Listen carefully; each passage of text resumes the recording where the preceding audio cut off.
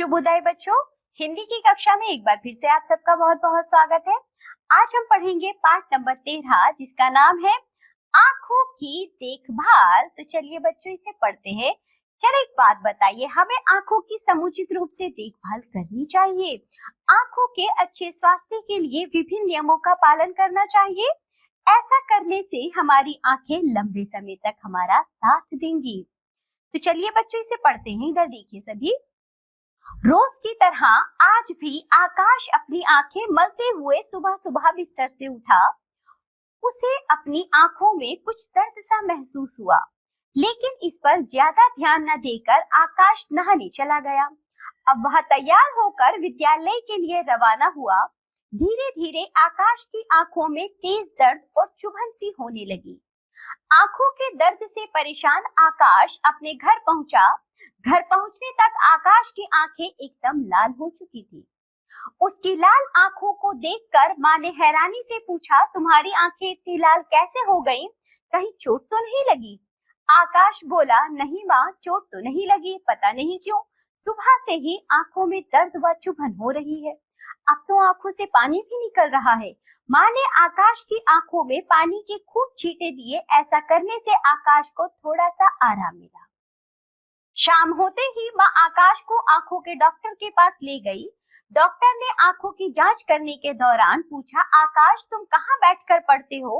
आकाश कुछ बोलता उससे पहले ही माँ बोली, डॉक्टर साहब बिस्तर पर लेटकर कॉपी किताब को बहुत पास रखकर पढ़ता है। टीवी तो इतने पास से देखता है जैसे उसी में घुस जाएगा। आकाश चुपचाप सारी बातें सुन रहा था, क्योंकि अक्सर माँ ऐसा करने के लिए मना करती थी।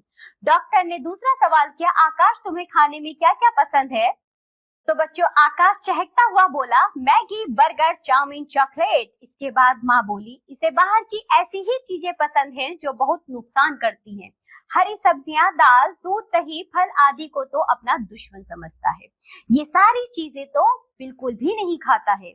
आकाश को समझाते हुए डॉक्टर बोले, आकाश यह तो तुम्हारी बहुत बुरी आदत है।